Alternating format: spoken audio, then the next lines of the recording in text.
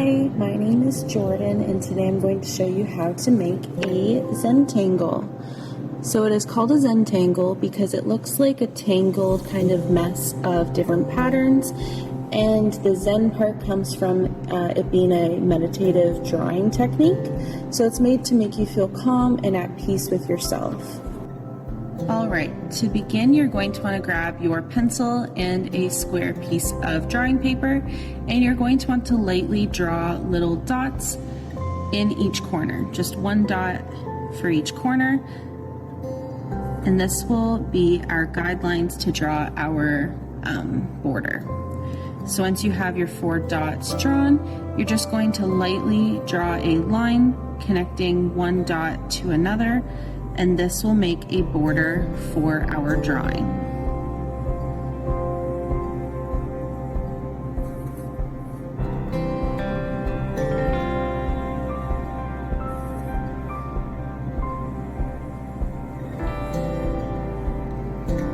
Okay, and once you have your border drawn up, again, using your pencil and lightly drawing, you're just going to do a couple of different squiggle patterns from one border to another.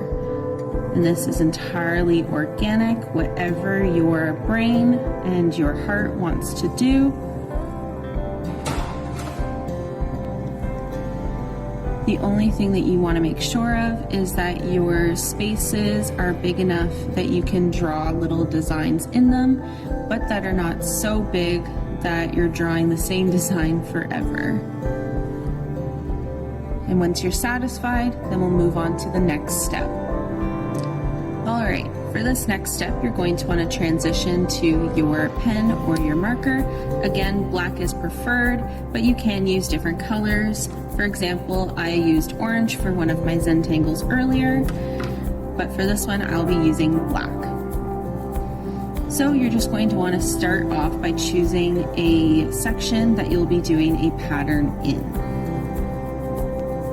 To begin, I'm just going to demonstrate how to do one of the patterns from my template, and I'm going to start off with this swirly pattern right here. Alright, so I'm going to choose this section up here to begin, and like I said before, we're going to do our swirly pattern. So I like to start from the border, and I just do these big swirl designs like so. And they can go in opposite directions. And then what I like to do to fill in the space is draw little swirls until most of the section is completely full of little swirls. Alright, so this is what my finished product looks like. Alright, next I'm going to show how to draw a little bit more of a complex pattern, and I like to think of this as fishtails or scales from a mermaid, things like that. It's a little bit more complicated with drawing.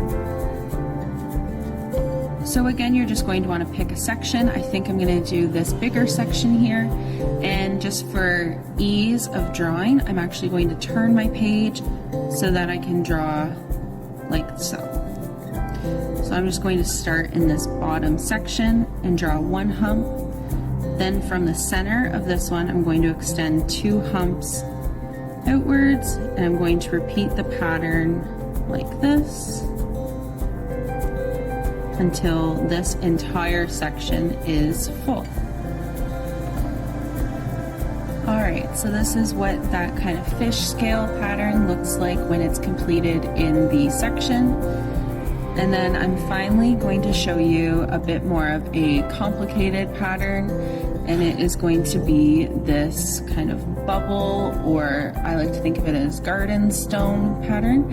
And the reason that it is more complicated is just because it takes a bit more time to do, and you want to try and make all the circles similar in size and shape.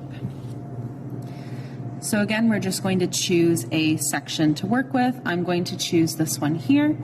And you're just going to want to start off by drawing a couple of pretty large circles. And you're going to want to make them about the same size to one another.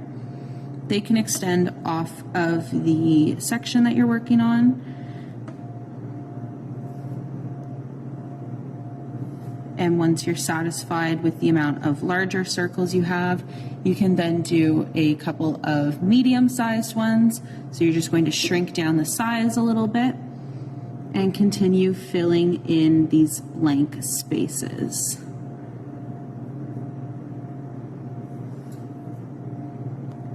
And once you're satisfied with the amount of medium-sized circles, you're just going to want to shrink them down even smaller to make some small-sized circles and continue filling in all of these little spaces.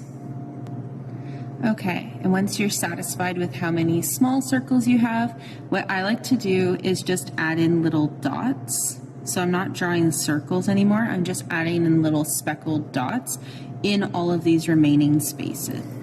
Alright, so that is how you draw a Zentangle.